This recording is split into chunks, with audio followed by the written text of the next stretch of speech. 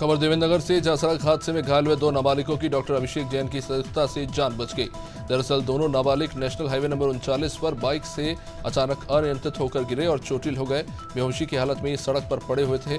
इसी दौरान पन्ना से देवेंद्र नगर जा रहे खंड चिकित्सा अधिकारी डॉक्टर अभिषेक जैन ने इन्हें देखा और घायलों को तुरंत अस्पताल पहुंचाया।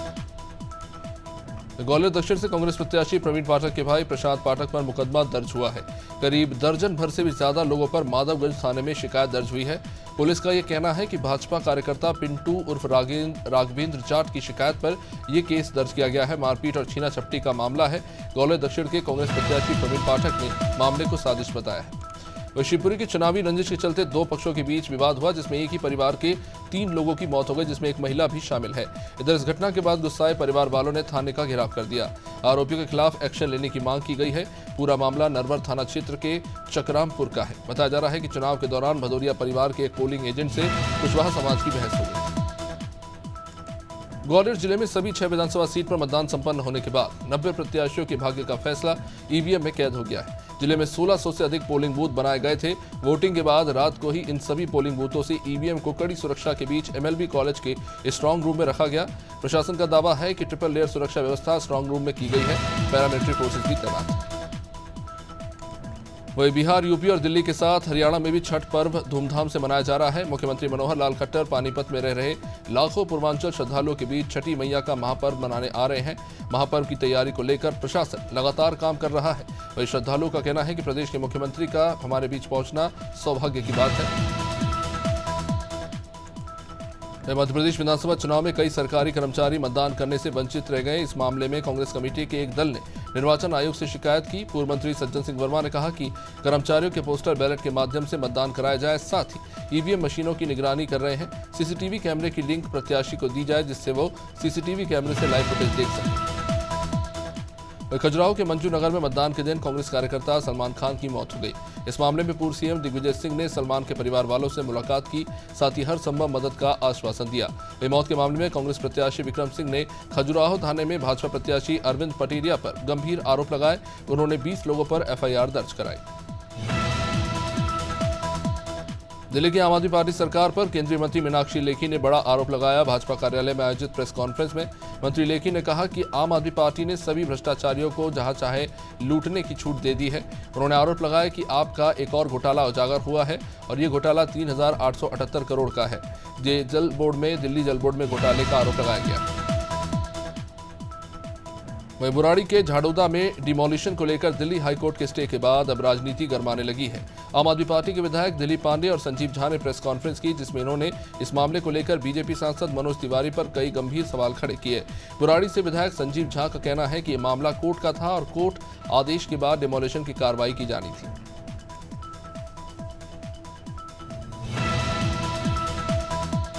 अहमदाबाद के नरेंद्र मोदी स्टेडियम में विश्व कप 2023 का फाइनल खेला जाएगा। कल 19 नवंबर को भारत और ऑस्ट्रेलिया के बीच ये मुकाबला होगा। भारतीय टीम ने अब तक लगातार 10 मैचों में से 10 मैच जीतकर वर्ल्ड कप के फाइनल में अपनी जगह बनाई है। पूरे देश में टीम इंडिया की जीत के लिए दुआओं और प्रार्थनाओं का दौर जारी है। जगह जगह पूजा पाठ और हवन कार्यक्रम आयोजित किए जा रहे हैं।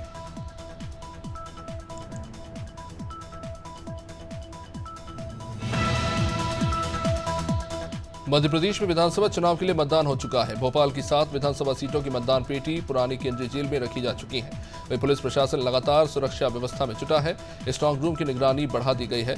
इसी को लेकर संवाददाता शबाना बानो ने वहां पे जाके बातचीत की।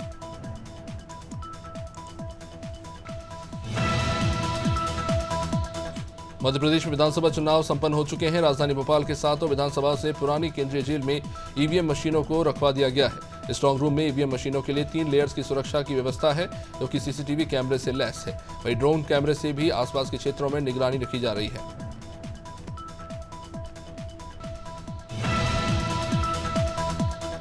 मध्य प्रदेश में भले ही विधानसभा चुनाव के लिए मतदान हो चुके हो, लेकिन राजनीतिक गलियारों में सियासी पारा अभी भी चढ़ा हुआ है। मतदान के बाद भोपाल की पुरानी जेल में पेटियां रखी गई हैं। मतदान पेटियों का जायजा लेने के लिए दक्षिण पश्चिम सीट से कांग्रेस प्रत्याशी पीसी शर्मा और भाजपा प्रत्याशी भगवान दास सबनानी एक साथ पहुंचे। इस दौरान दोनों ही एक दूसरे की विचारधारा का विरोध करते रहे। विजयपुर में इलेक्शन ड्यूटी के बाद एक डॉक्टर की संदिग्ध परिस्थितियों में मौत हो गई। डॉक्टर का शव आवास के अंदर बेड पर मिला।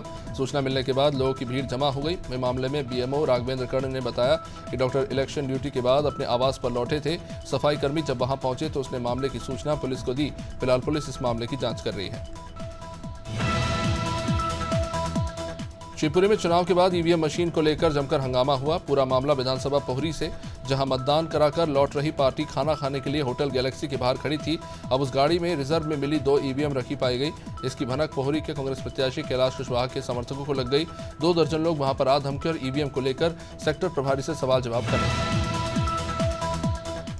मध्य प्रदेश के पूर्व मुख्यमंत्री और पीसीसी चीफ कमलनाथ का 77वां जन्मदिन है। कमलनाथ के जन्मदिन को लेकर कार्यकर्ताओं में खासा उत्साह देखने को मिला। अलग अलग स्थानों पर कार्यकर्ता कांग्रेस कमलनाथ का जन्मदिन मनाते नजर आए। साथ ही बीजेपी और कांग्रेस के तमाम नेता भी कमलनाथ को बधाई दे रहे हैं।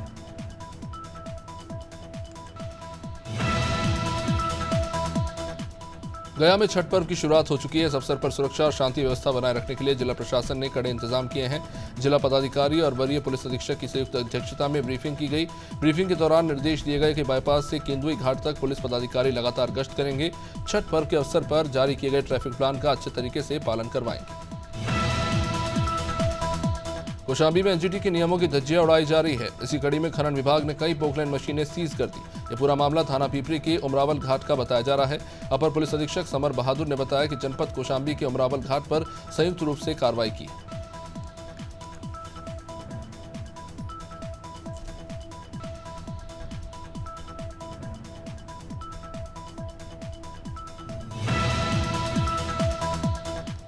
कैबिनेट मंत्री संजय निषाद बहराइच के मेडिकल कॉलेज में दुष्कर्म पीड़िता से मिलने पहुंचे, जहां उन्होंने स्वास्थ्य केंद्र के बारे में जानकारी ली। इस दौरान मेडिकल कॉलेज की व्यवस्था पर भी गहरी नाराजगी व्यक्त की। साथ ही सीएमएस को फटकार लगाते हुए व्यवस्था सुधारने के निर्देश दिए। उधर सीएमएस ने कहा कि पीड़िता की सेहत में सुधार हो रहा है।